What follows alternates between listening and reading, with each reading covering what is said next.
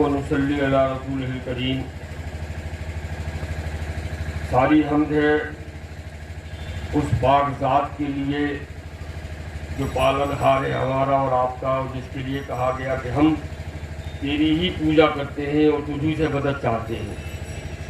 اور صلاۃ و سلام اس ذات پر جو مرکز کائنات ہے، جو وجہ تخلیق کائنات ہے، ہمارے اور آپ کے آقا سیدنا محمد رسول اللہ صلی اللہ تعالی علیہ وسلم۔ درود شریف پڑھ لیجیے، اللہم صلی علی محمد وبارک وسلم علیہ وصحبہ اجمعین۔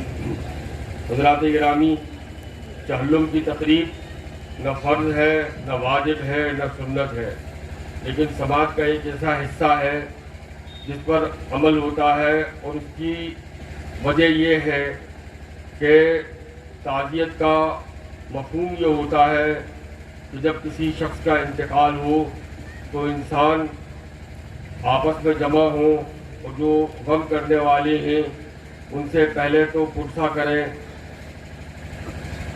جانے والے کے لیے دعائے مغفرت کریں، اور جانے والے کے دکھ میں جو غمگین ہے اس کے لیے صبر جمیل کی دعا کریں۔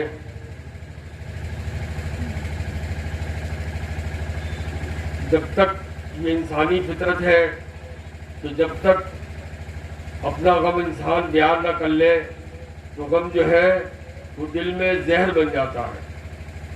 جب انسان اپنوں کے درمیان بیٹھ کر اپنا غم بیان کر لیتا ہے تو غم ہلکا ہو جاتا ہے۔ آپ تمامی حضرات دور دور سے، شاید ہی ہندوستان کا کوئی صوبہ ہو جہاں سے اس وقت نمائندگی نہ ہو رہی ہو، دور دور سے تشریف لائے، ان کے دوست یہاں تشریف لائے، ان کے ساتھی یہاں تشریف لائے۔ میں برادر بزرگ حضرت امین ملت کی جانب سے، اپنی طرف سے، بھائیوں کی طرف سے، بچوں کی طرف سے، اہل خاندان کی طرف سے آپ سب کا صمیم قلب سے شکریہ ادا کرتا ہوں کہ آپ جو ہے وہ تعزیت کے لیے تشریف لائے، ان کے لیے دعائے مغفرت فرمائی، ہم لوگوں کے لیے صبر جمیل کی دعا کی۔ میں مختصراً دو باتیں عرض کرنا چاہتا ہوں، بہت مختصر انداز میں۔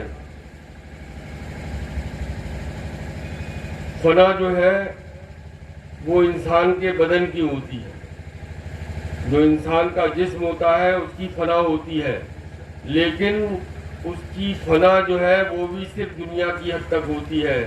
جب دنیا ختم ہو جائے گی تو روز محشر اسی ریڑھ کی ہڈی کے کچھ ذرے ہوتے ہیں، انہی ذروں کی مدد سے وہ جسم پھر کھڑا کر دیا جاتا ہے۔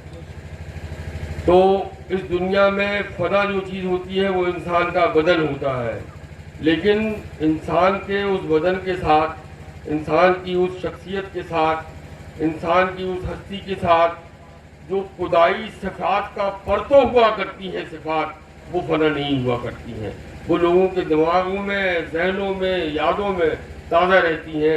اور اسی کا ثبوت یہ تھا کہ جن جن لوگوں نے آج یہاں تعزیت کی کلمات کہے، ان سب نے افضل کے واسطے ان تمام باتوں کا ذکر کیا جو اللہ کی صفات کا پرتو تھیں اور جو افضل اپنی زندگی میں جن کو حرز جا بنائے رکھتے تھے۔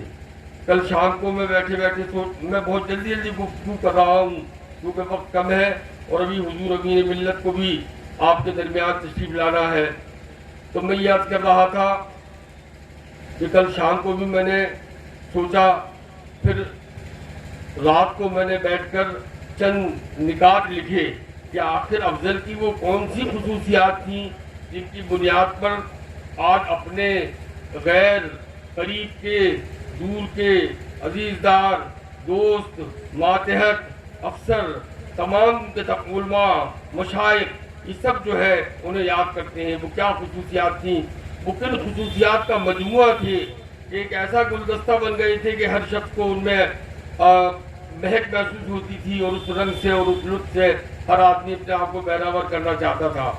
میں نے وہ خصوصیات لکھی ہیں، لیکن وہ خصوصیات جب میں آپ کے سامنے بیان کروں گا تو آپ کی ذمہ داری تھوڑی سی بڑھ جائے گی، آپ کی ذمہ داری تھوڑی سی بڑھ جائے گی۔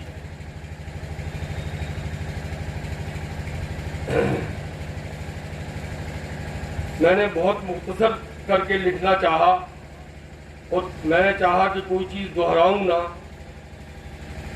تو میں نے جو افضل کی عادتیں لکھی ان کو میں ایک ایک کر کے بیان کرتا ہوں. ان کی ایک عادت تھی صبح خیزی کی, سحر خیزی کی. وہ سویرے فجر سے بہت پہلے اٹھ جایا کرتے تھے. میں بہت مختصر کر کے بیان کرتا ہوں. ان کی دوسری عادت جو تھی وہ دوسروں کی مدد تھی, جس کا اتنے بہت سے لوگوں نے ذکر کیا, میں اس کی تفصیل میں نہیں جانا چاہتا. تیسری عادت تھی کہ وہ تعلیم کے سلسلے میں ہمیشہ ترغیب دیا کرتے تھے, لوگوں کو شوق دلایا کرتے تھے. چوتھی عادت تھی کہ وہ مناسب وقت پر بہت ہی سخاوت اور فیاضی کے ساتھ دوسروں کا دل بڑھانے کے لیے دوسروں کی تعریف کیا کرتے تھے. ایک ان کی عادت تھی کہ وہ نئی نسل کے ساتھ گہرا رابطہ اور رکھتے تھے اور ان کی تربیت کرتے تھے. نئی نسل سے مراد جو ان سے 20 سال 25 سال 30 سال چھوٹی عمر کے ہوں, ان کے ساتھ جو ہے. ایک ان کی عادت تھی, ایک ان کی خصلت تھی, جس کا آپ نے دیکھا کہ پیچھے والی صف میں ان کے کتنے دوست بیٹھے ہوئے ہیں اور بہت سے لوگ اپنی کسی مجبوری سے نہیں بھی آ پائے, کہ وہ دوستوں کی دل نوازی, دوستوں کے ساتھ بڑے دل نواز تھے اور دوستوں سے بڑی محبت کرتے تھے.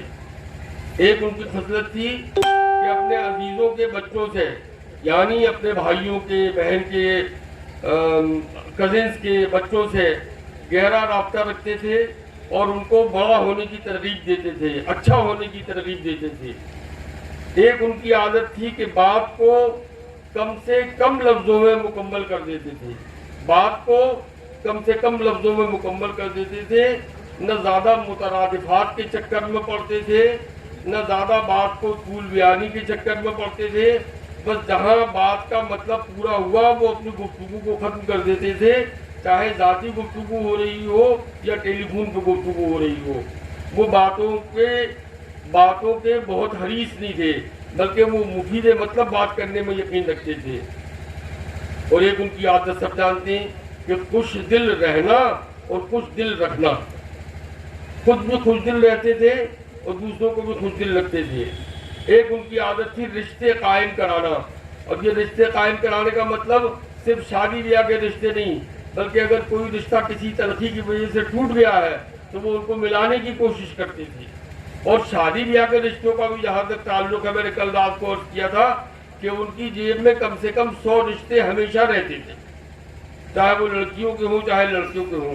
اور اکثر ماں باپ جو ہے وہ ان سے کہا کرتے تھے کہ افضل میاں یا افضل صاحب یا افضل ہماری لڑکی کے واسطے رشتہ بتائیے یا ہمارے لڑکے کے واسطے رشتہ بتائیے.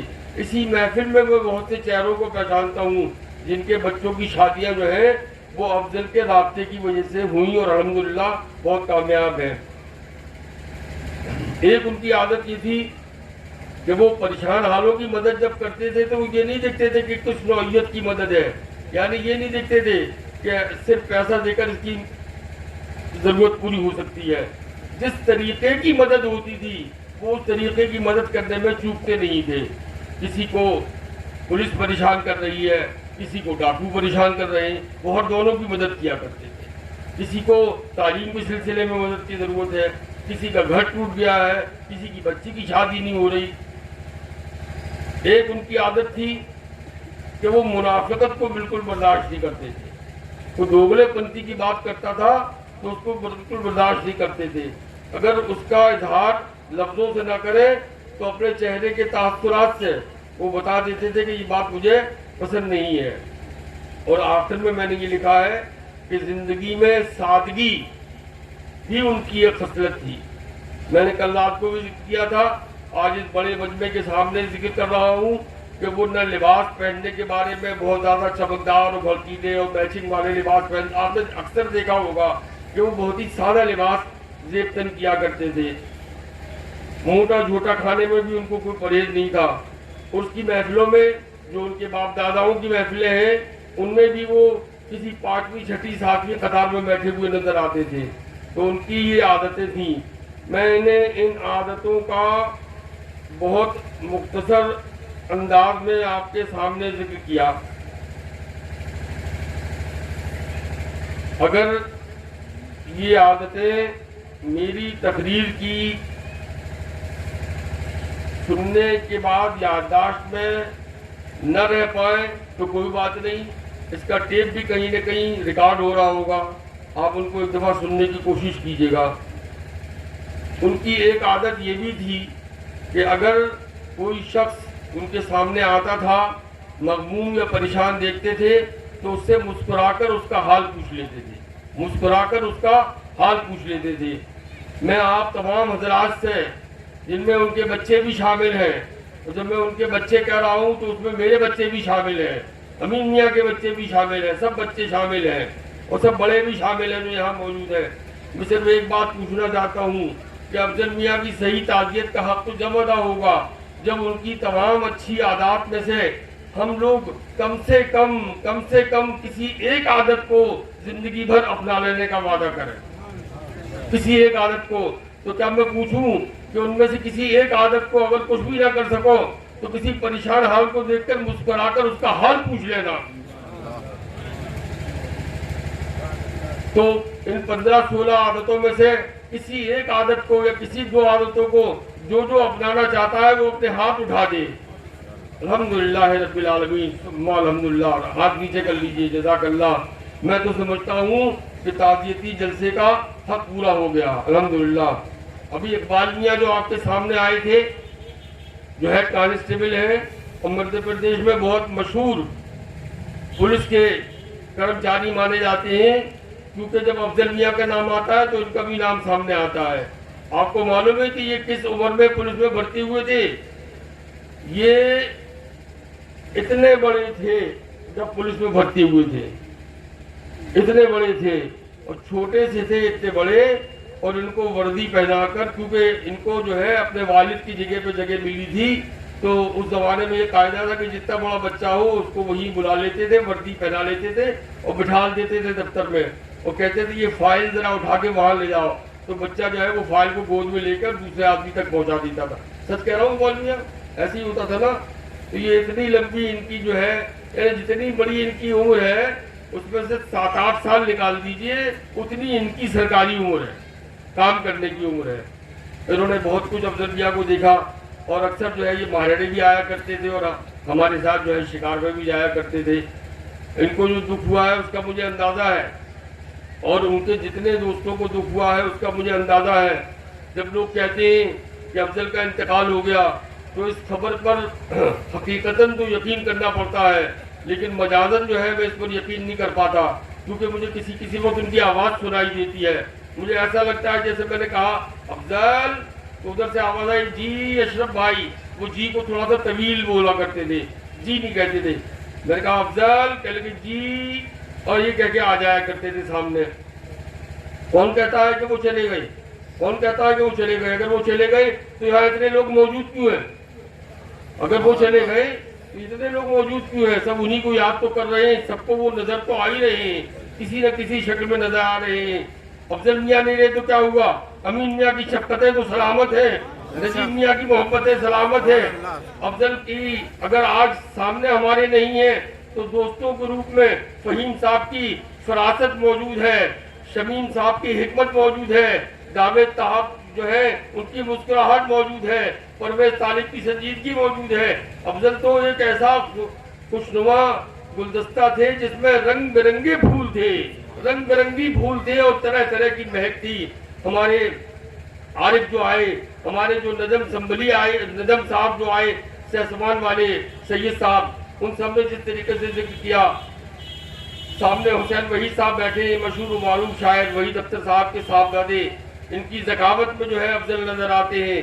مطلب افضل کو آپ ان کے دوستوں میں بھی دیکھ سکتے ہیں، ان کے بھائیوں میں بھی دیکھ سکتے ہیں، ان برکاتیوں کے ولولوں میں بھی دیکھ سکتے ہیں۔ الحمدللہ رب العالمین۔ تو افضل جو ہے وہ گئے، اپنے جسم کے ساتھ گئے، لیکن الحمدللہ الروح من امر ربی، روح جو ہے اللہ کے حکموں میں سے ایک حکم ہے، وہ اپنے روح کے ساتھ موجود ہے، ہمارے درمیان موجود ہے، تمہارے درمیان موجود ہے۔ الحمدللہ رب العالمین۔ اللہ تعالیٰ ان کے بچوں کو، ان کے عزیزوں کو، اقارب کو، بھائیوں کو، امین میاں صاحب کو، نجیب میاں کو، ان دونوں بھائیوں پر بہت اثر ہے۔ اب میں یہ کیسے کہہ دوں کہ مجھ پر اثر نہیں ہے؟ اثر کے اثرات جو ہے وہ مختلف انداز سے ظاہر ہوتے ہیں، ان کے بچوں پر اثر ہے۔ اللہ تعالیٰ ان سب کو صبر جمیل عطا فرمائے۔ نبی کریم صلی اللہ علیہ وسلم سے صحابی نے عرض کیا کہ حضور صبر جمیل کیا ہوتا ہے تو حضور کریم صلی اللہ علیہ وسلم نے فرمایا کہ صبر جمیل وہ صبر ہوتا ہے جو جلد آ جائے. تو میں دعا کرتا ہوں کہ اللہ تعالیٰ صبر جمیل کی توفیق عطا فرمائے, جلد صبر آ جائے, تاکہ جو باقی وقت ملے اس میں افضل کو جو چیزیں پسند تھیں ہم ان کو کرنے کی کوشش کریں, جو افضل کو اچھا لگتا تھا ہم ان کو کرنے کی کوشش کریں, جس چیز سے افضل کی روح کو خوشی ہوتی تھی ہم ان چیزوں کو کرنے کی کوشش کریں.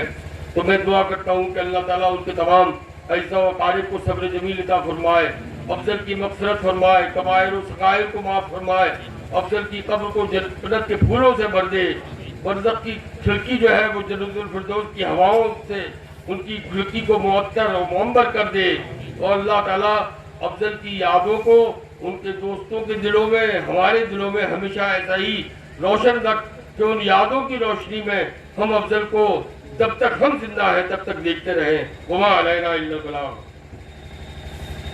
ذاکر بھائی کا ذکر کیا کرنا. ذاکر بھائی کا معاملہ تو یہ ہے کہ ذاکر بھائی تو وہ اور ذاکر بھائی ایک جان اور دو قالب تھے. ذاکر حبیب رسول صاحب جو ہماری یونیورسٹی کے بہت بڑے پروفیسر تھے, ہمارے بہت بڑے پروفیسر تھے, اور جس زمانے میں یونیورسٹی کا جوائنٹ یونیورسٹی لٹریری کلب کا سیکریٹری تھا وہ میرے کوآرڈینیٹر تھے. ذاکر مجھے نظر نہیں آ پائی یہاں پر, اس لیے سامنے بیٹھے. وہ ذاکر کی عادت ہے کہ وہ بھی افضل کی طرح 5ویں 6ٹھی 8ویں صف میں بیٹھتے ہیں. ذاکر جو ہے مستقل, ذاکر اور فہیم صاحب مستقل جو ہے وہ افضل کے ساتھ ان کی بیماری کے زمانے میں رہے, اور ان کی بیماری کا لفظ تو میں استعمال کر رہا ہوں کیونکہ اس کیفیت کو میں کسی اور لفظ میں بیان نہیں کر سکتا, ورنہ افضل کی بیماری بھی جو ہے وہ افضل کو ایک جشن کی طرح محسوس ہوتی تھی. آپ یقین کیجئے افضل کو اپنی بیماری بھی ایک جشن کی طرح محسوس ہوتی تھی. بیماری کے زمانے میں بھی سوچتے تھے کہ اسپتال میں کس کو بلاؤں اور کھانا کھلاؤں. کبھی کوئی گورنر چلا آ رہا ہے ان کے ساتھ کھانا کھانے کے لیے, کبھی وہ خود کسی پائلٹ کے چلے جا رہے ہیں کھانا کھانے کے لیے. مطلب وہ بیماری کو انہوں نے اپنے سر پہ مسلط نہیں کیا کبھی. آپ یقین کیجئے افضل نے اپنی اس جی بی ایم کی بیماری, جس میں انسان کے سر میں درد ہونا لازمی ہوتا ہے, ایسا ممکن نہیں کہ کسی کو برین ٹیومر ہو اور اس کے درد نہ ہو, لیکن افضل نے, فہیم صاحب اس بات کے گواہ ہیں کیونکہ وہ 7-7 24 گھنٹے رہتے تھے. افضل نے ایک مرتبہ بھی ہم میں سے کسی سے نہیں کہا کہ میرے سر میں درد ہو رہا ہے. ڈاکٹروں نے ان کے لیے دوائیں تجویز کر کے رکھی تھیں کہ جب سر میں درد کی شکایت کریں تو فوراً یہ دوا کھلا دینا. ایک سے ایک شاندار اور بڑی اور مہنگی دوا تھی وہ, لیکن افضل نے کسی ایک دفعہ شکایت نہیں کی.